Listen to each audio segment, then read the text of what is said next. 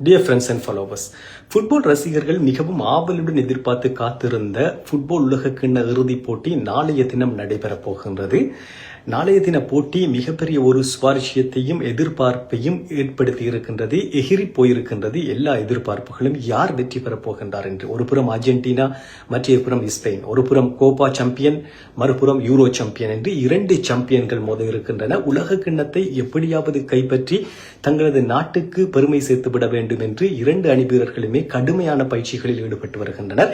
2010ற்கு பிறகு Spain champion ஆகும் என்ற எதிர்பார்ப்புடன் களமிறங்கி இருக்கின்றார்கள்.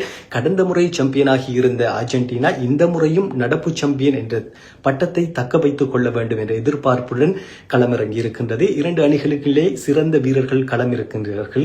டிஃபென்ஸாக இருந்தாலும் சரி, அட்டாக்காக இருந்தாலும் சரி, ஃபார்வர்டாக இருந்தாலும் சரி, 2 அணி வீரர்களுமே சரி சம பலத்துடன் இருப்பதுதான் இந்த போட்டியினுடைய சுவாரஸ்யத்தை மேலும் கூட்டியிருக்கின்றது என்று நாம் சொல்ல வேண்டும்.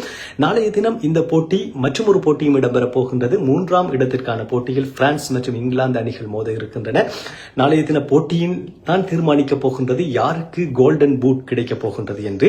மெஸ்ஸியும் 8 கோல்களுடன் இருக்கின்றார். கிலியன் எம்பாபேயும் 8 கோல்களோடு இருக்கின்றார்.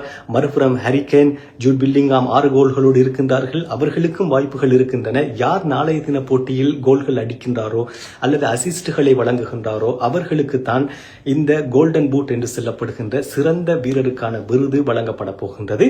நாளைய தின போட்டியில் யமின் லமான் ஒரு புறம் எகிரி போயிருக்கின்றது எதிர்பார்ப்புகள், மறுபுறம் லயனல் மெஸ்ஸி மீது எதிர்பார்ப்புகள் எகிரி போயிருக்கின்றது. 2 நபர்களுமே பார்சிலோனா அணியினுடைய மிக முக்கியமான நட்சத்திரங்களாக இருக்கின்றவர்கள். பொறுத்திருந்து பார்ப்போம். நாளைய தினம் அமெரிக்காவினுடைய ஜனாதிபதி டொனால்ட் ட்ரம்பும் களமிறங்குகின்றார். போட்டியாளராக அல்ல, போட்டியில் வெற்றி பெறக்கூடியவர்களுக்கு விருது வழங்கக்கூடிய பிரதம அதிதியாக கலந்து கொள்கின்றார். உண்மையில் இன்றைய தினம் அவருடைய பேட்டி கூட ஒரு சுவாரஸ்யமிக்க ஒரு பேட்டியாக அமைந்திருந்தது.